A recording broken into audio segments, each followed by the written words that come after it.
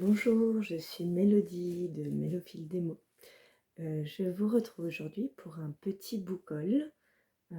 C'était pas du tout prévu, mais je me suis dit en fait, pourquoi pas. Book-haul et en même temps vous parler de ma virée parisienne parce que j'avais promis de le faire et que je ne l'ai pas fait. Voilà, c'est déjà passé et je ne l'ai pas fait, c'était déjà le week-end dernier. Donc ouais, je fais cette petite vidéo pour vous parler de ce week-end sous le signe de la lecture, du livre et du soin par les livres. Pour certains d'entre vous, qui le savent, je suis partie à Paris pendant 3 jours, initialement pour aller faire une formation en bibliothérapie proposée par Aurélie Remond du compte Ma Petite Bibliothérapie. Donc, je suis allée donc le samedi et le dimanche faire cette formation qui était vraiment très très enrichissante. Et avant, j'en ai profité pour voir une amie et profiter des librairies parisiennes aussi pour, euh, pour acheter quelques livres, pour découvrir des superbes librairies. Bref, voilà. Je vais déjà vous montrer en fait ce que j'ai acheté là-bas et ensuite ce que j'ai trouvé suite à mon atelier. Tout d'abord, je suis allée en fait à la librairie des éditions Transboréales à Paris, qui est une maison d'édition spécialisée dans le voyage, parce que j'aimerais travailler avec eux par la suite. On verra comment. Et du coup, je suis allée rencontrer ces messieurs, dames, des éditions Transboréales qui m'ont très très bien accueillie. J'ai discuté pendant 1 heure avec eux, c'était passionnant. Et bien sûr, je ne suis pas revenue les mains vides. Donc, à cette librairie, j'ai acheté ce livre-là, Le souffleur de bambou, rencontre japonaise de James Harvey. Je vous lis la 4e de couverture. Vivre au pays du soleil levant lorsqu'on est occidental n'est pas chose aisée. James Harvey y a séjourné une année entière dans la famille d'un moine, puis dans un foyer de travailleurs. Son objectif, découvrir la société nippone de l'intérieur dont la culture le fascine. Au fil de ses rencontres et grâce à sa maîtrise de la langue, il se fait le témoin de ce pays séculaire qu'il apprend à connaître et dont il brosse un tableau vivant. Chacun de ceux qui deviendront ses amis dévoile une facette du Japon contemporain. Shiku, le joueur de flûte en bambou, Koshi, céramiste aux méthodes millénaires, Shinjiro, moine rappeur, Mabo, musicien et voyageur impénitent. En contrepoint de chaque chapitre, une calligraphie de Masami Fukaya exprime par le trait la notion spécifiquement japonaise qu'incarne la rencontre évoquée.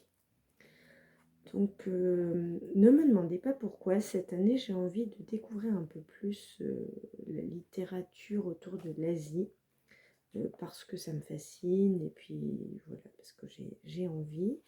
J'ai aussi envie de découvrir le principe plus des nouvelles. Donc ça, c'est pas vraiment des nouvelles, mais ce sont des petits récits, visiblement, de son voyage. Il est disponible donc chez Transboréal à la collection Voyage en poche. Il est au prix de 12,90 €. Rien que la couverture fait envie. Et déjà la 4e de couverture, enfin voilà, j'ai tout de suite craqué. C'est un livre qui a été publié, il me semble, pas si récemment que ça. Mais quand même, je ne vais pas retrouver quand est-ce qu'il a été publié. Ah si, en 2019. Mais la première édition date de 2006. Donc voilà, c'est pas si récent, mais c'est quelque chose qui me donne très très envie. La littérature du voyage au pays du soleil levant. Enfin bref, voilà. Donc ça, c'était le premier sur lequel j'ai craqué. Et ensuite, je me suis acheté 2 petits livres dans la collection La petite philosophie du voyage. J'ai pris L'écriture de l'ailleurs, petit propos sur la littérature nomade, et La magie des grimoires, petite flânerie dans le secret des bibliothèques. En fait, ce sont des petits essais philosophiques qui parlent d'un thème ou d'un autre. Et donc ici, on a l'écriture de l'ailleurs et la magie des grimoires. Forcément, j'ai craqué. C'est des petites collections qui sont à 8 euros. Alors, c'est pas donné parce qu'ils sont quand même assez petits, mais c'est du très beau papier. Enfin, moi, j'aime bien le travail éditorial, hein, de toute façon, de cette maison d'édition. Donc, voilà. Je les ai pas lus, mais ça va pas tarder. Ensuite, je suis passée dans une librairie où j'ai trouvé plusieurs ouvrages. Je reviens juste.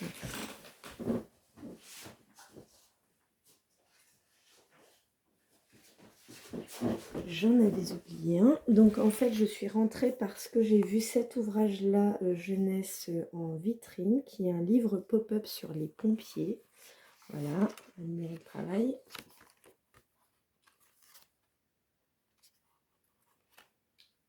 Et voilà, magnifique. Mon fils étant un peu fan des pompiers, c'est chez Milan et c'est une collection pop-up doc. Voilà. Il est au prix de 13,90. Magnifique. Donc je suis rentrée dans cette librairie qui s'appelle l'Utopie à côté de Nation, à Paris, pour ceux qui connaissent. Et j'ai été super bien reçue et j'ai trouvé plein de livres. Donc j'ai acheté celui-ci, je suis passée devant, du coup je me suis dit, il faut que je me le prenne absolument. Écrire l'amour, le numéro 1, de Jane Austen à Mona Chollet. Donc c'est celui-ci du 27 janvier. Donc le numéro 1, c'est un journal qui se déplie un peu de façon curieuse, voilà. Il y a tout qui part à volo. Et là, c'est sur l'amour. Voilà, j'avais très envie de le prendre. J'ai craqué pour ce livre qui s'appelle Mots d'ado, une collection de journaux intimes d'adolescents de Irvine Annex. Donc c'est un livre un peu particulier, donc il est à 16,90 et il est aux éditions Ebuck. C'est un livre en fait qui fait un peu un catalogue de journal intime d'adolescents. Donc parfois on a des bouts de papier comme ça, parfois on a des extraits de blog, des extraits d'Instagram, etc. Et voilà, des fois on a des choses qui sont écrites un peu comme si c'était écrit sur une feuille à la va-vite, sur un mur, etc. On a des échanges de SMS, tout ça pour... donc c'est une collection de journaux intimes et donc Irvine Année, il a collecté tout ça pendant 10 ans. Voilà. Et c'est hyper intéressant. Déjà parce que je pense que pour les ados, ça peut leur permettre aussi de voir que ce qu'ils pensent, eux, sont... en fait, il y en a plein d'autres qui le pensent. Que c'est pas idiot du tout de faire un journal et quel que soit en fait le format du journal, parce que souvent le journal intime on pense au carnet avec le petit cadenas et où on écrit tous les jours, etc. Mais en fait c'est pas ça, c'est juste des mots intimes que l'on pose sur le papier, sur internet, sur un SMS, sur une feuille volante, etc. Donc voilà, je vous montre. Et en plus, voilà, alors, les couleurs sont assez flash, c'est assez déstabilisant. C'est aussi un scénariste, si j'ai tout compris. Et donc, il y a plusieurs thématiques. Famille, amitié, amour, identité, mal-être. C'est un petit ovni que je trouve génial. Voilà. Et j'ai craqué pour ce livre-là de Laure Manel qui s'appelle La toute dernière fois. Donc c'est son dernier c'est sa dernière parution poche, me semble-t-il. Oui, janvier 2022. C'est un recueil en fait de nouvelles qui commencent toutes par La toute dernière fois. Donc on a par exemple qu'il a ressenti le frisson de la victoire. La toute dernière fois qu'elle s'est trouvée jolie, qu'il a voté, qu'elle a vu son père, etc., etc. Je pense l'utiliser en fait en atelier et puis je trouvais intéressant, je connais pas du tout leur manel, je trouvais intéressant de la découvrir par ce biais-là. C'est des tranches de vie, enfin voilà. Ça se lit un peu dans le désordre, on peut prendre, hop, on lit 3-4 pages, hop, on prend un autre, on lit 3-4 pages. J'aime bien aussi ce format-là. Donc c'est la toute dernière fois paru chez le livre de poche. Ensuite, j'ai été dans une librairie qui visiblement va fermer, mais va être reprise, qui s'appelle Violette Co, où j'ai trouvé ce recueil de poésie de Marie-Christine Gordien qui s'appelle La monnaie des songes. Je vous lis la 4e de couverture. Un jour, j'oublierai mon nom, ma ville et ma vie, sans façon et sans style, où ne sont passés que les mots dans le tamis des vents. La monnaie des songes et autres recueils est à la fois un inventaire des fêlures de notre temps, un hymne pour un autre humanisme, un hommage à la négritude et aux artistes contemporains tels Gaël Faye ou MC Solar. Marie-Christine Gordien s'impose comme la voix des sans-voix dans ce volume traversé de bout en bout par un lyrisme aussi attachant qu'inoubliable et porté par le rêve du métissage de notre langage.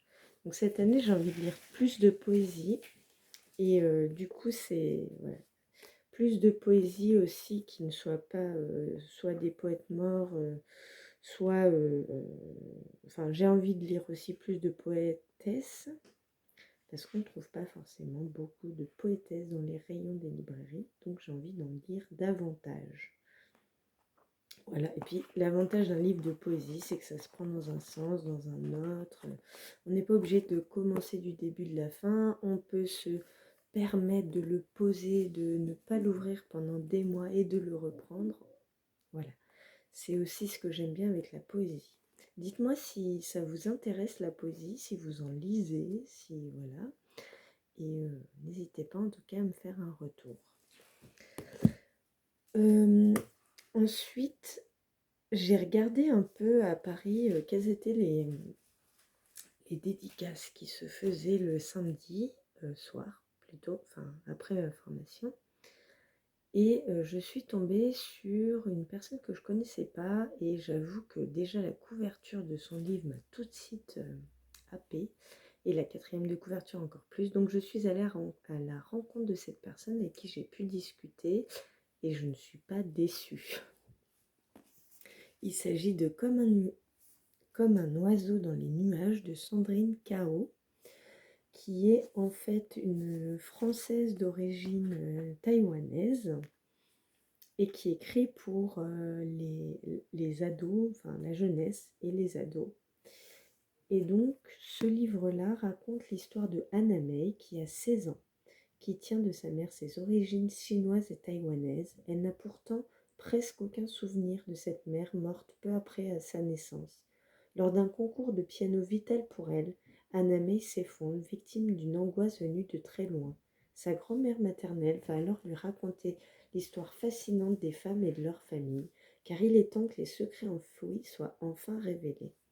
Donc c'est un roman qui parle en fait un peu des liens transgénérationnels, des histoires de famille qu'on n'a pas forcément évoquées, mais aussi du lien en fait qu'on peut avoir, par exemple Anna May a des origines chinoises et taïwanaises, même si elle est née en France, d'un père français, et du coup ça parle aussi de trouver sa place en fait dans cette société, quand on n'est pas quand on est française, mais qu'on a des origines plus lointaines et qui ne sont pas forcément françaises, et du coup qu'on porte aussi ses origines sur soi. Donc c'est assez intéressant comme livre, j'ai presque terminé, j'avoue que j'adore vraiment le style de l'autrice. C'est écrit en fait comme si Anna May, un chapitre, écrivait en fait un peu son journal, ensuite c'est sa grand-mère, etc. C'est un dialogue aller-retour entre les deux qui est vraiment fascinant. Il y a des moments où on est vraiment dans le présent de ce qui se passe là maintenant, et puis on retourne après de façon à ne pas se perdre du tout, hein. On retourne dans le passé, dans l'histoire de cette famille, etc. On rappelle régulièrement qui est qui pour ne pas se perdre. Enfin bref, je trouve que la plume de l'autrice est franchement sympa. Ça se lit très bien même adulte. Je pense qu'effectivement c'est très accessible pour les jeunes. Il y a des thématiques fortes qui sont aussi abordées, notamment l'amour, le sexe, etc. Et je suis très très contente d'être allée rencontrer cette personne qui m'a fait une magnifique dédicace. Elle a écrit plein d'autres romans chez Syros, pardon, je n'ai pas dit, mais c'est la maison d'édition Syros. Elle a écrit La roue, le banc, jambon, fromage et potiron, le pull et un lapin peut changer une vie. Voilà, elle en a écrit plusieurs et elle a écrit aussi des albums jeunesse qu'elle a. Il y en a un, elle l'a elle-même illustré, j'ai failli le prendre et puis bon, vous avez vu, j'ai quand même pas mal craqué donc j'ai été raisonnable. Mais vraiment, j'ai envie de découvrir ce qu'elle a fait d'autre et d'autant qu'elle écrit sur des sujets assez forts, mais c'est pas plombant non plus, donc c'est très très agréable à lire. Je crois que le banc, c'est sur le harcèlement et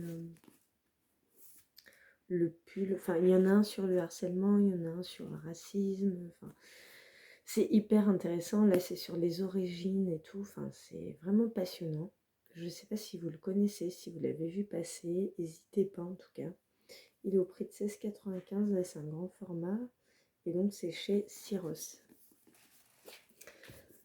Et enfin, je suis repartie avec des magazines parce qu'il y en a un, je pensais ne pas le trouver facilement. Donc le magazine Sophrologie, parce qu'il y a un article sur la bibliothérapie qui a été écrit par ma formatrice Aurélie Raymond. Et Naturissime Santé, parce qu'il y a un article sur la bibliothérapie également. On ne le voit pas là, mais bon bref, dans la partie spéciale, qui a été écrit par Aurélie Louvel, qui est une bibliothérapeute spécialisée pour les tout petits. Voilà.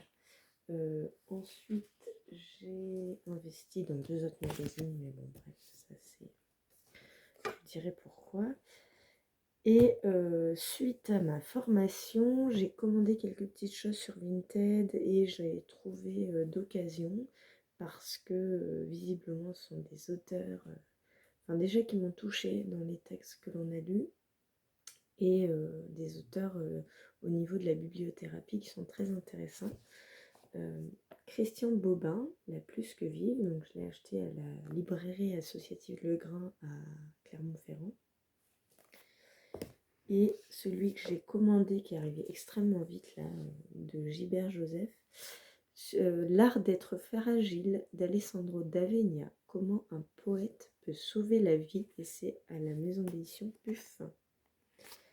Nous vivons dans une époque où l'on n'a le droit de vivre que si l'on est parfait. Toute insuffisance, toute faiblesse, toute fragilité semble bannie. Mais il est une autre façon de se sauver, c'est de se construire comme toi, une autre terre, une terre féconde, la terre de ceux qui savent qu'ils sont fragiles. En fait, c'est Alessandro d'Avegna, c'est un auteur italien qui écrit des lettres comme s'il parlait à ce poète qui s'appelle Giacomo Giacomo Leopardi. Alors, c'est un poète qui est décédé depuis longtemps, hein, monsieur. Il a des poèmes qui datent de 1800 et quelques, donc voilà. Mais en gros, il lui explique aussi comment il lui a sauvé la vie. Et c'est hyper poétique, c'est des textes hyper forts et j'ai vraiment hâte de me plonger dedans. Et c'est pareil, ils peuvent se lire en fait comme la poésie, par un bout, par un autre. On n'est pas obligé de lire d'un bout à l'autre en fait. Donc voilà, c'est lui, Alessandro d'Avegna. C'est une pépite que j'ai découvert lors de l'atelier et je suis très très contente de l'avoir trouvé sur Gilbert Joseph comme ça, pas très cher en plus. J'ai payé 2,60 € avec les frais de port, donc bon. Voilà, je me suis pas trop posé de questions. Après, j'ai commandé des recueils de correspondances autour des lettres d'amour. Enfin, voilà, voilà. Et si le sujet de la bibliothérapie vous intéresse, n'hésitez pas à me poser des questions en commentaire. J'y répondrai volontiers et je ferai peut-être une vidéo spécifique. J'espère que cette vidéo vous aura donné des idées, des envies, que vous aurez découvert des maisons d'édition que vous ne connaissiez pas, des auteurs que vous ne connaissiez pas, etc. Je vais vous souhaiter une très belle journée, soirée ou matinée et je vous dis à très bientôt.